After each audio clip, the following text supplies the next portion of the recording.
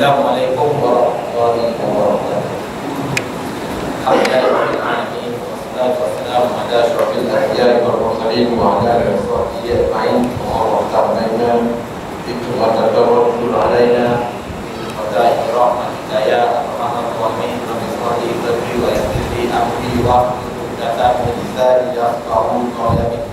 Rabbi ahdini wa la taqi wa ahdini wa la taqi wa ja'alni min ladunka sultanan nasira. Terima kasih ucapkan kepada Al-Fadhil Ustaz Hamza bin Tuha Tuan Nadir Masjid Kampung Seceding, juga bekas bos saya juga tentang masa saya bekerja di Bagian Terjemahan atau Makam.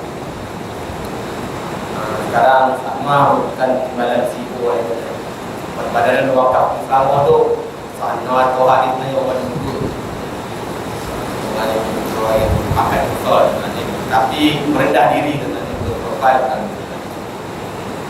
Terusnya saya berfadilah Tuan Imam, terusnya kepada barisan pegawai-pegawai yang terkuat di masjid, tuan-tuan dan jemaah yang dirahmati Allah sekalian. Alhamdulillah, pada malam ini bertemu kita untuk kali kedua. Saya kira kali pertama kita telah pun bertemu sebelum ini, tetapi dalam format ceramah yang umum, umum ni. Saya tak cerita khusus pun sangat tentang faraid.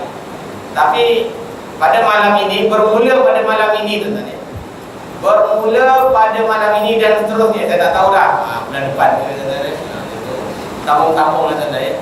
Janganlah tiap minggu penat saya tuan-tuan. Bermula pada malam ini, saya diberi amanah oleh Tuan Nazir untuk kita sembang-sembang cerita-cerita pasal ilmu faraid dekat masjid ni. Dan saya tadi dah serahkan satu buku tuan-tuan. Ringkas bukunya nipis saja, 19 surat. Iaitu satu buku yang memperkenalkan tentang asas-asas ilmu faraid ataupun ilmu sapu. Kita nak cerita pasal faraid, kita nak cerita pasal pusaka malam ni tuan-tuan, mulai malam ni tuan-tuan, dan seterusnya. Tak tahu bulan depan ke hari apa saya tak tahu lah. Jadual bagi dekat saya nanti tuan-tuan. Tapi kita nak cerita pasal faraid, bukan calang-calang cerita tuan-tuan. Tuan-tuan, kalau dekat universiti, tanya anak-anak tuan-tuan yang ambil syariah, belajar universiti tuan-tuan, dalam banyak-banyak tajuk ilmu, yang paling tak best dari ilmu ni lah tuan-tuan, yang paling tak berapa orang minat dekat masjid-masjid tuan-tuan, kalau tuan-tuan nak tahu, tak banyak masjid-masjid yang membicarakan khusus tentang ilmu pusaka ni tuan-tuan. Nampak gagal. Kalau cerita pun sekat jalan je, tak panjang. Cerita sikit, baru masuk tajuk, baru cerita pasal bahagian, dah orang tak ada tuan-tuan. Alhamdulillah malam ni tuan-tuan, ada orang yang nak dengar tuan-tuan. Biasa kalau cerita bab faraid ni orang tak nak dengar tuan-tuan. Percayalah dekat saya, orang tak nak dengar cerita faraid ni tuan-tuan. Sebab faraid ni tuan-tuan, dia cerita pasal bab mati satu hal lah tuan-tuan. Bab mati, bab mati tuan-tuan. Orang cerita bab mati ni dia sensitif sikit tuan-tuan, Lagi-lagi pula pernah dulu guru kita kalau mengajar, dia kata siapa pandai faraid, umurnya pendek, umurnya pendek, tak panjang. Lagi dah orang takut. Jangan risaulah tuan-tuan. Takat ni yang baru meninggal belajar dengan saya baru 3 orang. Jangan risau. Baru 3 orang lah wak yang saya kenal. Itu pun wak yang banyak tanya yang meninggal ni. Jadi tuan-tuan, dia cerita bab mati tuan-tuan. Kedua, dia cerita bab harta. Harta yang tuan-tuan ada sekarang ni. Tuan-tuan ada apa? Wah, ada tanah wah? Ada ya? Dia ada punya. Sama ada kereta tu biji, Azhar dengan harta. Confirm tu harta. Kalau meninggal dunia, confirm tu harta. Kalau geran dia nama Sanwar lah. Tapi kalau Azhar Anwar dah mulai malam ni, dia belajar faraid, dia siap-siap tukar geran dan nama isterinya, tak jadi faraid. Itu nanti kita cerita nanti. Macam mana nak buat harta tu menjadi bukan faraid? Dia enggak ada. Tu. Dia cerita pasal harta tuan-tuan yang tuan-tuan miliki sekarang. Harta duit dalam poket tuan-tuan tu, kalau tuan-tuan tak belanja, selagi ada dekat tuan-tuan, balik ni tuan-tuan tiba-tiba meninggal dunia tuan-tuan. Ya. Tiba-tiba tuan-tuan, saya tak ada tuan-tuan meninggal dunia. Tiba-tiba, ya. Tiba-tiba ditakdirkan oleh Allah SWT, pendek umur kita, meninggal tuan-tuan, ya. Duit dalam poket tu pun jadi besar tuan-tuan. Handphone tuan-tuan tu tuan-tuan dinama apa? S2, S3, S4, semua skala S, itu pun jadi besar. Rumah yang cantik, lampu yang cantik, kipas yang berpusing dengan laju, semuanya milik tuan-tuan tu. Tuan-tuan, kalau ada nilai ni lepas kita meninggal dunia, itu pun jadi sapu tuan-tuan. Dan itulah nanti tuan-tuan, kalau tuan-tuan nak tahu, menjadi perebutan di kalangan ahli waris kita. Ya, macam mana nak bahagi harta tersebut, macam mana nak bahagikan motor tersebut, macam mana nak bagikan kereta angsa tersebut. Tak tahu tuan-tuan, tak tahu nak rujuk ke mana, tak tahu. Sedangkan faraid ataupun pusaka ini hampir sangat dengan kita tuan-tuan. Hari-hari kita dengar orang meninggal dunia. Saya percaya dekat Sejading ni mesti ada orang meninggal dunia sebulan, 2 bulan sekali ada seorang. Tapi tuan-tuan, perkara yang tak pernah disentuh, tak pernah dicerita ialah tentang faraid, tentang pusaka tuan-tuan. Sensitif satu orang tuan-tuan. Baru meninggal dah cerita pusaka, ya Allah jangan tuan-tuan. Silap-silap makan penumbuk tuan-tuan. Ya. Baru meninggal dah cerita pasal pusaka. Dituduh ni macam-macam, kita nak rebut pusaka. Padahal kadang-kadang yang bercakap tentang pusaka tersebut, dia ikhlas. Dia ikhlas sebenarnya untuk membantu waris adik-beradik untuk membahagikan pusaka. Tapi bila dah dituduh macam tu tuan-tuan, masing-masing takut nak cerita pasal pusaka tuan-tuan. Pergi raya baru-baru ni lawat rumah masing-masing ada adik-beradik, pergi rumah atuk, pergi rumah nenek, duduk dekat tanah ada dusun. Kebetulan masa raya itu banyak apa benda tu? Buah durian, ada buah langsat, tuan-tuan. Semua tu nenek kita yang tanam. Tuan-tuan perasan tak tuan-tuan? Sebenarnya tuan-tuan, kalaulah ada orang tua selain daripada waris yang ambil hak atas tanah, macam mana? Dekat siapa ni nak minta izin? Tuan-tuan, dah lah yang datang tu menantu, hantu, semua datang. Nampak pisang tanduk, rembat je tuan-tuan. Jadi ada buah langsat. Apa dah ni keluarga awak punya, saya berhak ambil. Pandai-pandai je tuan-tuan. Ini cerita-cerita realiti yang berlaku dalam masyarakat tuan-tuan. Ya. Apabila ada seorang saja yang bercakap tentang hal harta pusaka datuk nenek ataupun ibu bapa kita, mulalah ada di antara adik-beradik yang tarik muka masa, yang terasa hati. Konon-kononnya terasa orang yang bercakap tu nak merebut harta pusaka kita. Sebab kita dah duduk dekat tanah tu. Sedangkan dia duduk nun sana kat KL. Ya, dia duduk kat KL, dia balik sekali ke kampung Sejading, dia balik sini cerita pasal pusaka sebab dekat sana dia selalu dengar kuliah. Ada pula kuliah faraid. Balik sini cerita tuan. Kita pun mula. Kita mula rasa ini nak rebut harta pusaka ni. Kita pun sebabnya kita tak diajar, kita tak belajar tentang bab harta faraid atau pusaka tuan-tuan. Itu sebab langkah Masjid Sejading malam ni untuk cuba belajar dan mendalami tentang harta pusaka ni. Alhamdulillah tuan-tuan. Saya sangat pujilah tuan-tuan. Teruskanlah tuan-tuan. Kalau saya nanti dah habis bab saya bukunya, panggil ustaz yang hebat yang lain. Banyak ketemu saya, Ustaz Tarun juga, Tuan Haji Wala, dia betul-betul saya tuan. Panggillah dia untuk datang sini buat ceramah pasal faraid, pasal wasiat ke pasal kitab. Ya. Saya di sini hanya ajak kenalan asas saja untuk bagi tuan-tuan faham apa itu harta pusaka, macam mana cara nak bagi, dan saya nak bantu tuan-tuan macam mana nak mohon buat pembagian harta pusaka. Saya percaya, saya sangat percaya di kalangan tuan-tuan ni yang di hadapan saya ni masih ramai lagi yang mana harta-hartanya sekarang dia duduk tuan-tuan, masih belum dibahagi lagi hartanya, mengikut kaedah para itu. Masih lagi tertera di dalam gerainya nama arwah bapa. Masih tertera di dalam gerai tanah tu nama arwah mak ni, atuk ni, arwah mbah bedok ni. Belum dibagi-bagikan. Takut nak bagi. Apa takut?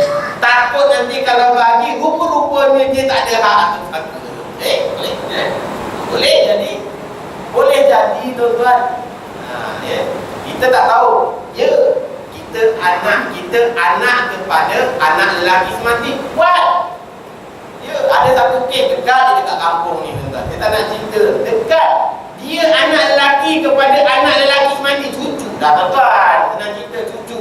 Anak lelaki kepada anak lelaki. Tapi dia tak dapat pusaka. Dia dapat rumah dah tuan-tuan. Rumah cantik tuan-tuan. Cantik tuan-tuan. Tapi rupa-rupanya dia tak layak dapat pusaka. Sebab arwah bapak dia dulu meninggal dulu daripada atuknya. Dia meninggal dulu daripada atuknya. Dia tak dapat pusaka tuan-tuan. Itu pun syarat. Yang dapat paman-pamannya. Tuan. Sedangkan dulu bapaknya memang datuknya usahakan tanah tu, memang disuruh bapaknya yang tolong usaha kerjakan. Ditakdirkan oleh Allah Subhanahu Wa Taala, bapaknya meninggal dunia dulu sakit. Anak lelaki ni pula menganggap bahawa tanah tu tanah hak dia. Dia pun kerjakan sampai sekarang. Ambil hasilnya nyawit, setiap minggu nyawit ambil hasilnya jual, dapat duit hak dia. Rupa-rupanya dia tak ada hak. Itu pentingnya kita belajar faraid. Kita nak tahu apa yang kita ambil, apa yang kita usahakan tu halal ke tak halal. Kita duduk atas tanah tu halal ke tak halal. Sensitif tuan-tuan. Sensitif tuan-tuan. Takut. Kita dah buat rumah besar dah tuan-tuan sekarang ni. Takkan nak robok tuan-tuan. Rumah kita dah bina sekarang ni tuan-tuan. Takkan nak robok. Sedangkan dalam pelbagai faraid rupanya kita tak ada hak. Tapi silap tuan-tuan. Dengan kita belajar faraid lah, kita boleh selesaikan masalah tersebut. Kita boleh buat macam mana nak jadi harta tu hak kita. Boleh tuan-tuan. Dengan syarat ada wang lah tuan-tuan. Ada duit. Ada duit semua boleh tuan-tuan. Kita boleh selesaikan. Kita dah ada rumah. Ada kes. Ada kes orang kampung jumpa saya. Dia dah buat rumah. Dia dah buat rumah, dah duduk situ lama dah, dekat belasan tahun. Dah beranak pinak dah. Sekali buat faraid, buat pembagian harta, dia tidak layak mewasiat pusaka. Dia tidak layak mewasiat harta tanah yang dia buat rumah tu tuan-tuan. Tapi saya ajar dia macam mana cara nak selesaikan. Itu pentingnya kita tahu ilmu faraid. Kita tahu siapa ahli warisnya, kita kumpulkan waris-waris. Allah tuan-tuan. Sebenarnya tuan-tuan, ahli waris ni tuan-tuan, kalau kita pandai berkomunikasi dengan dia, pandai berbicara dengan dia, bagi tahu kita dah duduk tanah tu lama, kita dah buat rumah lama, dah beranak pinak tuan-tuan. Takkanlah tuan-tuan waris-waris ni lain nak suruh kita robohkan rumah tuan-tuan, pangkat diorang tu paman-paman je. Takkan nak tersalin tu diorang tuan-tuan. Tak tuan-tuan. Cumanya kita ni tuan-tuan, nak bercakap dengan diorang tu, kenalah dengan gayanya. Baik sangkalah, janganlah bersangka buruk. Panggil waknya, panggil paman ni datang raya, bagi nasi ambeng, makan banyak-banyak. Cukup makan. Baru cerita tentang masalah pusaka. Aku ni tak layak duduk sini sebenarnya paman-paman wak-wak. Aku tak layak sebab bapak tu meninggal dunia dulu. Tak layak. Yang layak ni paman-paman. Tapi aku dah buat rumah ni lama dah. Dah belasan tahun. Anak-anak aku pun dah ramai. Dah ada cucu piut. Takkan aku nak robohkan rumah ni sayang. Duit aku bina rumah ni dengan hasil titik peluku. Tergamak ke paman-pamannya, wak-wak ni dah makan nasi ambung yang kenyang tadi tuan-tuan. Nak buat keputusan robohkan rumah tu. Tak. Paman-paman wak-wak, kalau paman-paman wak-wak semua bagi kebenaran pada saya untuk duduk di sini, saya rela bagi pampasan pada wak-wak dan paman-paman. Tuan-tuan, barulah orang tua tu tersengih. Ini nak beri pun susah juga. Jangan beri. Orang kita ni pun masalah juga. Semuanya nak percuma. Masalah betul.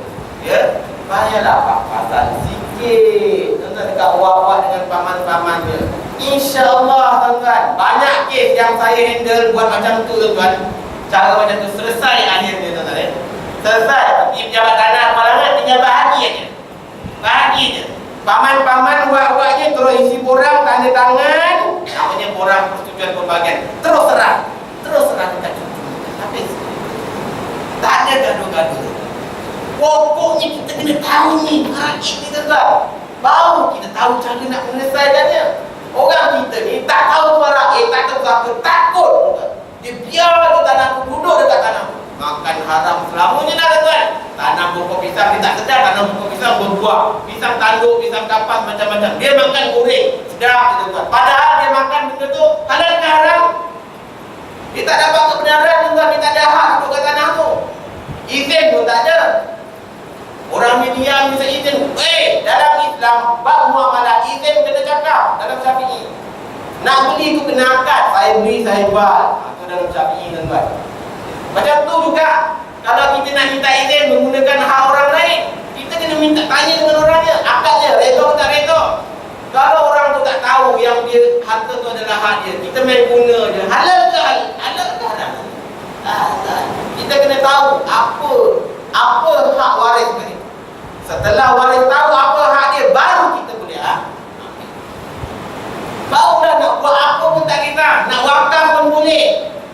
Ini ada satu kes bulan depan rumah saya, wakaf tuan-tuan, duit. Dia wakaf kan, duit siapa ni? Duit Rama. Dah waris-waris ni yang lain tahu tak? Alah Ustaz, buat apa kita nak tanya waris? Kita wakaf je lah dulu. Ya, confirm Ustaz tu cerita, ya, arwah mak saya dapat pahala. Ni silap ni tuan-tuan. Dia sebenarnya tuan-tuan, bahagi faraid dulu, baru wakaf, baru sedekah. Kalau tak bahagi sekalipun duitnya, waris tu kena tahu hak dia, berapa hak dia. 1/2, 1/3, 1/6, 1/12, 2/3. Dah tahu bahagian itu, baru dia boleh wakaf, baru dia boleh sedekah, baru boleh belanja tuan-tuan. Tak tahu hak lagi, terus belanjakan tuan-tuan. Tak boleh tuan-tuan. Saya kata you kena ganti balik. Kalau tak ganti, you kena tanya balik semua waris, minta redha orang. Kalau ada orang kata redha, halalkan hak dia dibelanjakan untuk tujuan wakaf itu, barulah pahala wakafnya. Mak dia tadi dalam kubur dapat tuan-tuan. Dia confirm dia dengan mak dia dapat pahala dalam kubur tu. Macam dia tengok pula tuan-tuan. Tak tuan. Sebab akadnya tu tak betul. Perjalanan itu tak betul. Tuan yang dirahmati Allah sekalian. Itu sebab malam ni kita datang. Mari nak cerita pasal faraid tuan-tuan. Tapi malam ni saya nak mulakan faraid pakai buku ni tuan-tuan. Saya tengok tuan-tuan pun tak ada, tak adil. Nanti kalau saya baca seorang-seorang, tuan-tuan anggap aja tuan-tuan. Tak faham satu apa. Saya mengajar, memang saya daripada dulu pakai buku ni tuan-tuan. Buku ni dipek 19 muka surat saja tuan-tuan. Dia cerita pasal asas-asas pengenalan ilmu faraid. Ya, lah kali tak ada kiraan tuan-tuan. Ya tuan-tuan ya. Sebab surat kejap dah habis tuan-tuan. Tuan-tuan jangan kata kejap habis tuan-tuan. Dengan saya, ya, dengan saya takat ni yang dah lama belajar buku ni, masih Semedang baru tuan-tuan ya. 2 tahun lebih dah tuan-tuan ya. Tak habis-habis lagi tuan-tuan ya. Dah 2 tahun lebih. Tu sebulan 2 kali tu masjid tu tuan-tuan ya. Baru nak masuk bab kiraan. Bulan depan, minggu depan ni, baru nak masuk bab kiraan. Jadi tuan-tuan faham-faham je lah ya. Walaupun 19 buka surat yang saya cerita itu tipis saja, kemungkinan besar lama sikit. Dan jangan terkejut, ada di kalangan tuan-tuan nanti masa belajar kitab ni ada yang pergi dulu. Itu biasalah tuan-tuan. Biasa tuan-tuan. mati ni memang benda yang lumrah, ya, wajib. Kata dia, kullu nafsin dha'iqatul maut. Setiap benda yang bernyawa itu pasti akan mati. Cuma saya tak tahulah tuan-tuan, saya pergi dulu ataupun tuan-tuan yang pergi. Ya. Cuma ya, kebiasaannya yang muda ni lambat sikit. Ya, tuan-tuan ni. Siang tadi tuan-tuan, ya, ada orang telefon daripada Subang Jaya, tuan-tuan. Dengan saya ni cerita biasa betul je, tuan-tuan, ya. Tapi saya tak sebut nama yang tadi, tuan-tuan. Yang meninggalnya, tuan-tuan, baby umur 3 tahun. Kecil lagi, tuan-tuan, kecil lagi, baby umur 3 tahun. Dia tanya pasal pembahagian anak sampai. Saya tanya dengan dia, bang, salah satu syarat untuk wujudnya hukum pembahagian harta pusaka itu ialah si mati itu mestilah meninggalkan harta. Soalan saya, anak tuan ni yang umur 3 tahun ni ada harta ke? Dia diam. Ustaz, sekarang ni baby yang baru lahir pun ada harta. Yang macam mana katanya? Baru saya pun tak terfikir riwayat. Rupa-rupanya ya, anak orang kaya, biasalah ya. Sekali kalau kita sini orang secedek, orang Jawa panggil apa? Muyi ya. Muyi tu kan. Sekali muyi dapat bagi berapa? Wah, RM10 ya. Orang kaya sebagainya takkan bagi RM10. Tak, lebih wah. Saya tanya dengan dia, banyak ke duit baby tu? Boleh dah Ustaz, RM1,000 dah juga. Boleh, RM1,000 dah juga ya. Tapi dia tak sebut harga ni berapa. Saya pun tak nak tanya sebab dia nada percakapan orang yang telefon tu dia sedih sikit ya. Sebab baby dia baru meninggal. Saya tak tanya. Jadi tuan ni nak tanya yang macam mana? Saya nak tahu kiraan ni Ustaz. Saya tahu ada kiraan dalam internet, tapi saya takut salah. Saya nak minta Ustaz tolong kirakan. Biasa saya kira. Saya kira biasanya tak guna komputer ya. Jawab. Saya ni salah seorang ustaz yang tak suka guna komputer kalau buat kira-kira ni. Saya kira manual. Kira. Saya tanya dulu, siapa yang meninggal dunia? Anaknya. Siapa yang hidup warisnya? Mak bapak ada. Anak tak adalah kan. Adik-beradik. Adik-beradik siapa? Adik-beradiknya perempuan aja. 2 orang. 6 tahun satu, 9 tahun satu. Perempuan 2 orang. Lepas tu saya, bapaknya dan maknya ada lagi. Macam mana cara bahaginya tuan-tuan? Itu kalau silap orang jawab tu, ya, sikit-sikit Baitul Mal. Tak ada waris lelaki kan?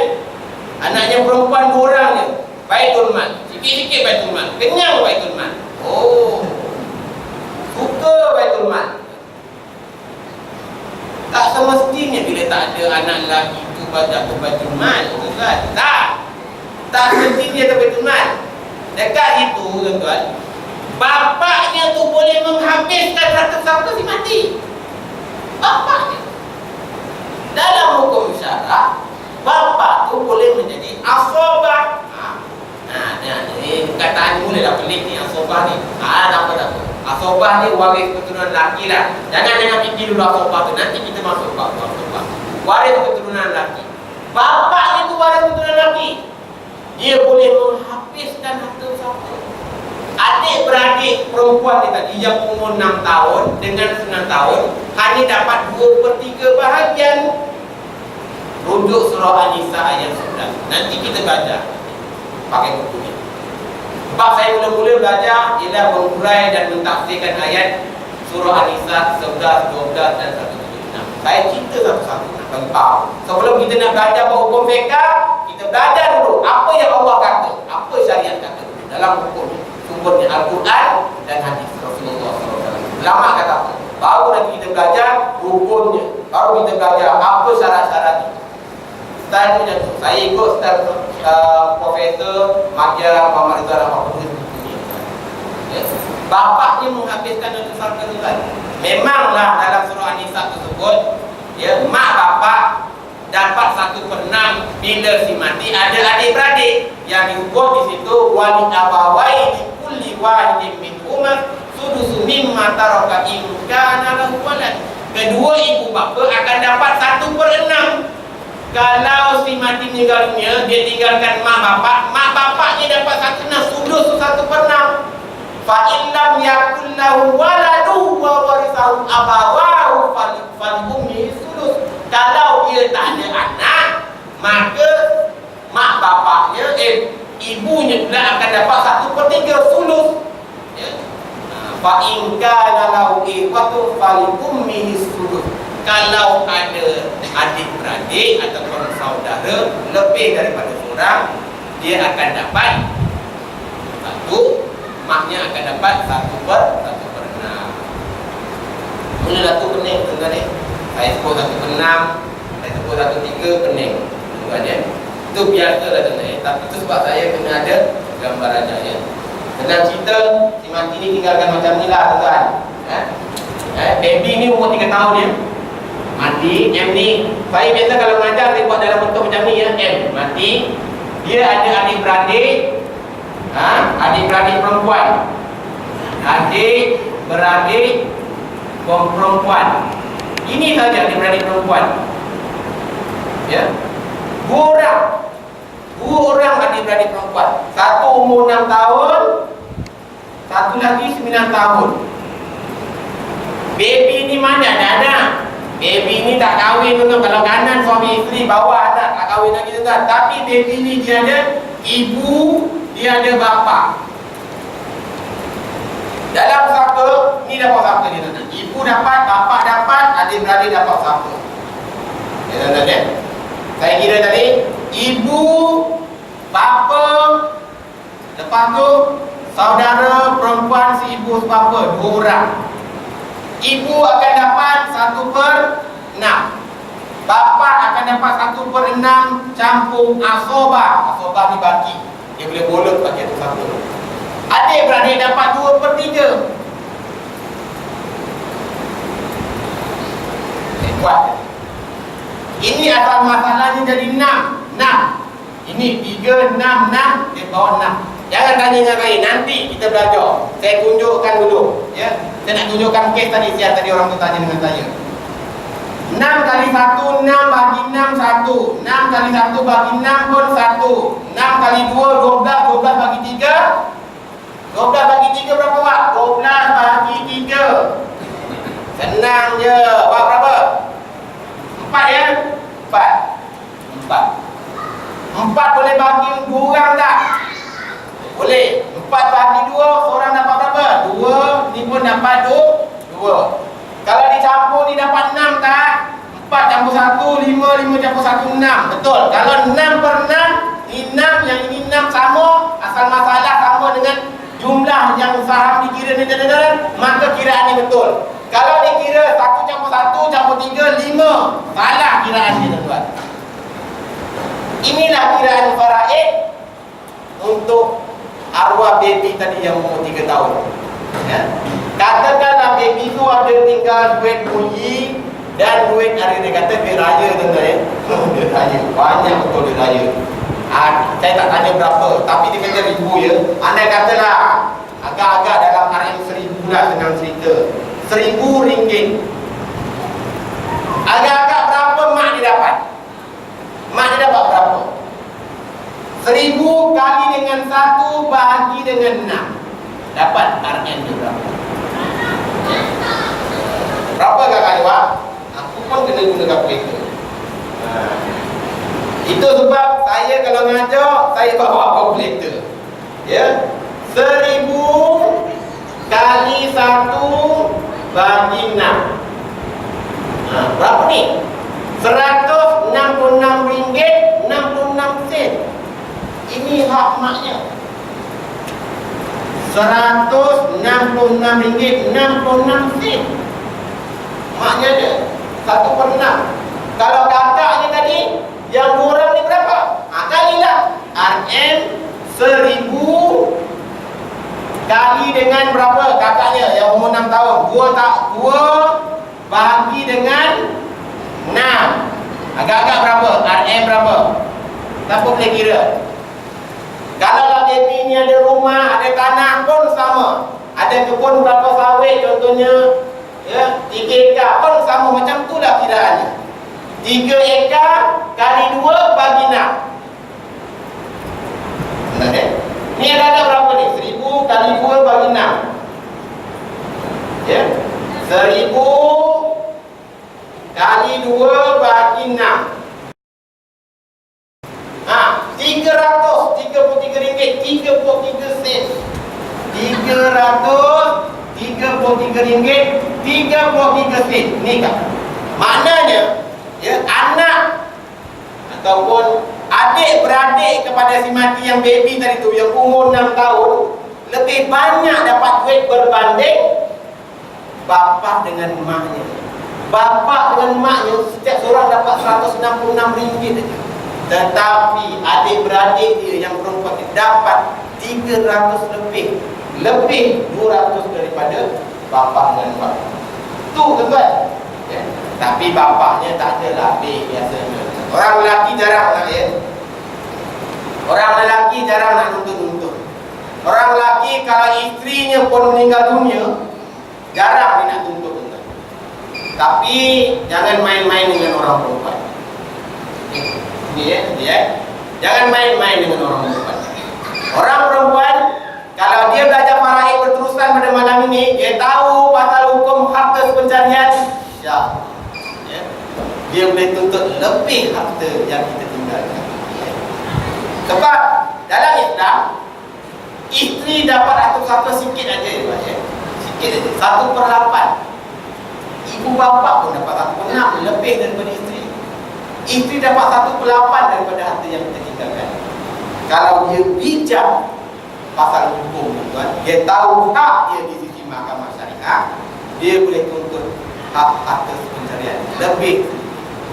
Contohnya kalau awak ada tanah 3 ekar, ya, 3 ekar yang awak tinggalkan, ya, isteri kita tu kalau dia pandai pergi mahkamah syariah buat tuntutan, dia kadang-kadang boleh dapat separuh daripada 3 ekar ataupun 1/3 paling tinggi.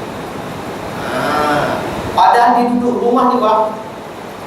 Isteri kita duduk rumah je, nyapu-nyapu sampah, masak ikan goreng, buat ikan goreng, ya.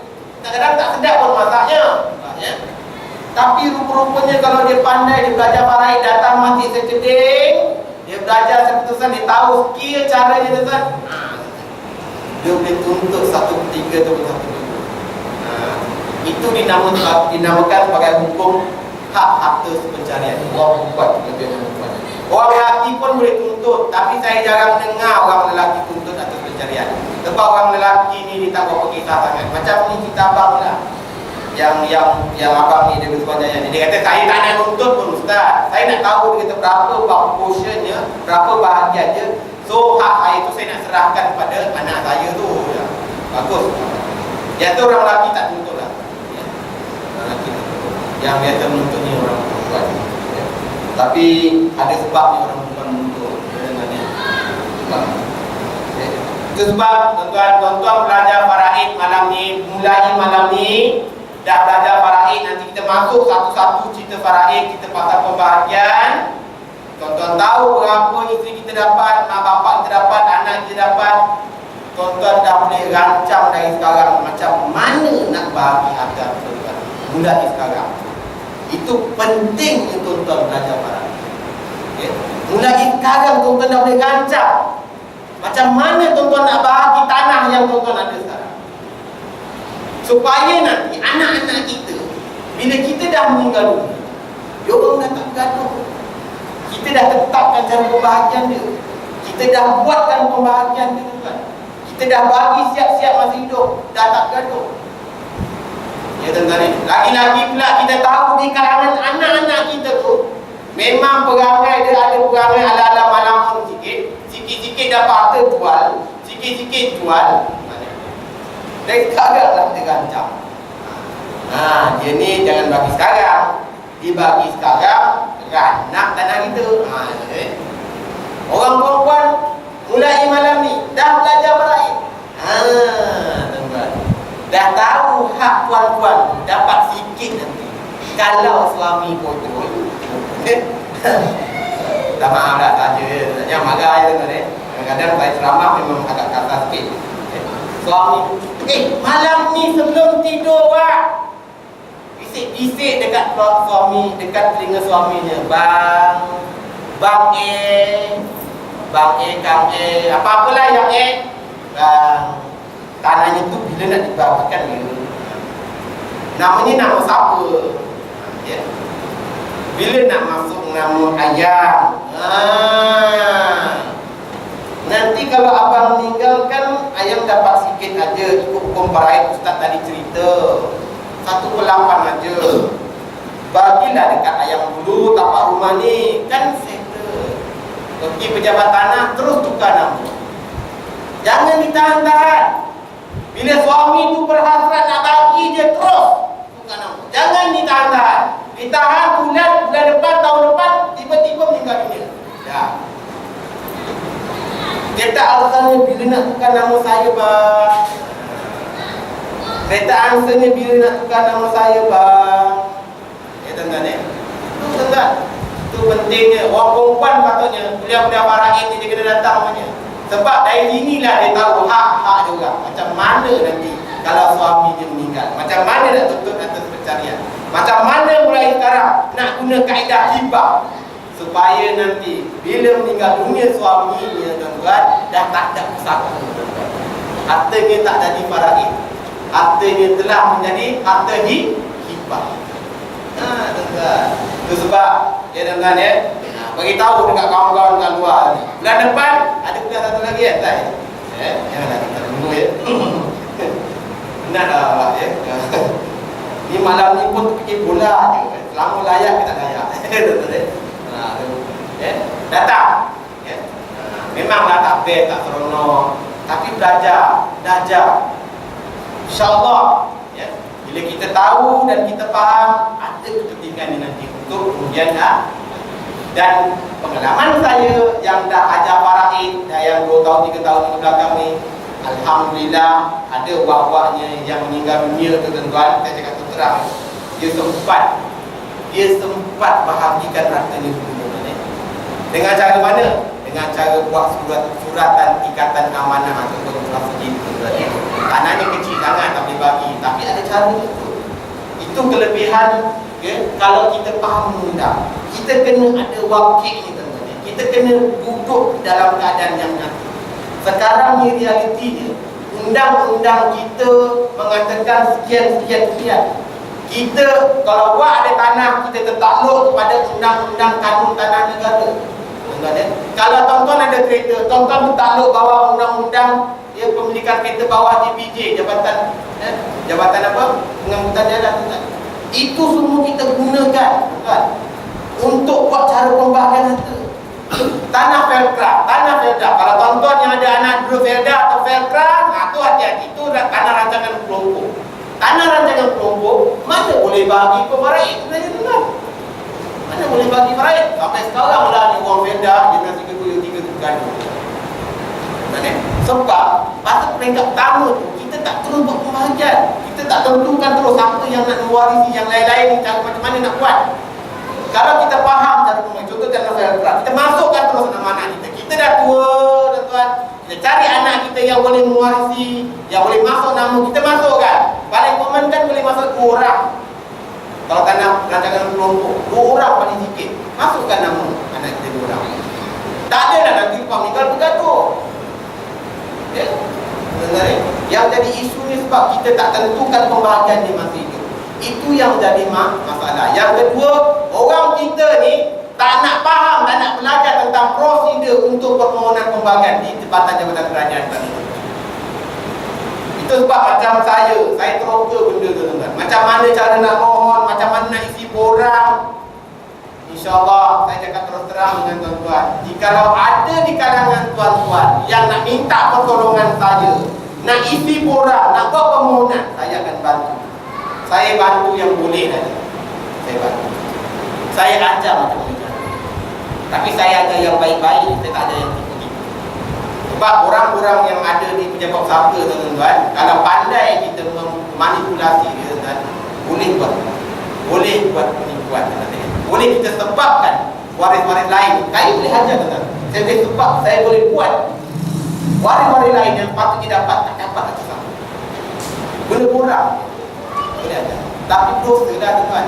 Saya pun confirm, tuan. Dia azab oleh Allah. Saya ajar cara baik-baik. Cara yang paling, kita patutnya tahu dulu hukum syaratnya apa, kemudian tentukan pembahagian. Dan kita bantu macam mana cara nak buat. Kalau dekat kaunter jam satu tu dorang sangat, beritahu kat saya call kaunter. Ya, insyaAllah. Tuan-tuan, dah 8.3, dah 8, dah masuk azan Isya, tuan. Kita akan masuk secara khusus insyaAllah bulan depan. Tak ada apa ni, saya cerita satu-satu, bermula daripada ayat hukum surah An-Nisa ayat 11, ayat 12, ayat 1-7. Saya harap tuan-tuan bersedia lah. Boleh rujuk dulu, tengok dulu pengertian dia, nanti saya akan terangkan macam mana cara pembagian anak, macam mana cara pembagian ibu bapa, macam mana pembagian suami isteri, macam mana pembagian dengan adik beradik. Saya akan tunjukkan satu persatu. Itu insyaAllah saya akan bantu.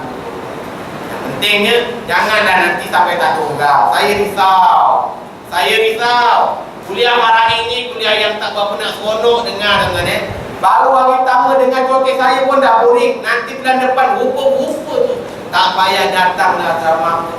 Bosan cerita pasal bahagi harta. Aku belum mati lagi. Buat apa nak cerita pasal harta? Jangan dah macam tu. Mai dah datang. Saya nak cuba bantu tuan-tuan. Sebab saya percaya di kalangan tuan-tuan di hadapan saya ni masih ada lagi harta-harta yang tuan-tuan duduk sekarang ni, masih lagi nama arwah ibu bapa ni dan belum dibahagi. Betul. Saya tahu. Orang kampung ni banyak dengan saya. Jangan datang merah lah. Jumpalah. Kalau malu nak bertanya depan halayak ramai, nanti sebelum lepas Malaysia nak balik, nanti panggil saya, kita sembang. Saya biasa. Kalau balik kuliah memang lambat, sebab saya sembang dengan orang kadang-kadang secara personal. Saya nak tahu kisah dia. Sebab nak tanya dalam hal-hal siapa ni, dia halayak ramai memang malu sikit, ya. Malu. Lagi-lagi pula ada mulut terbayar dalam ni. Tanya sikit dekat buah kedai kopi besok, oh juga tu duduk tanah haram. Itulah perangai orang kita. Suka sangat buat mulut dia. Tak apa, jumpa secara personal. Kita sembang. Dan saya kalau mengajar Faraid, saya tak nak formal sangat. Macam orang ceramah, bismillah. Saya kalau boleh, biar ada interaksi dua hala. Macam dalam keadaan sembang-sembang. Ada macam Ustaz Azhar Idrus tu. Ustaz Azhar Idrus tu ceramah ni tak ada formal, dia macam bercerita. Macam tu lah kita macam sembang-sembang. Janganlah formal sangat. Kalau formal sangat nanti lagi boring kita tadi. Kita sembang-sembang, cerita sikit ayatnya isinya, dan kita uraikan, kita cerita apa realiti yang berlaku dalam masyarakat. Wabillahi taufiq wal hidayah. Assalamualaikum warahmatullahi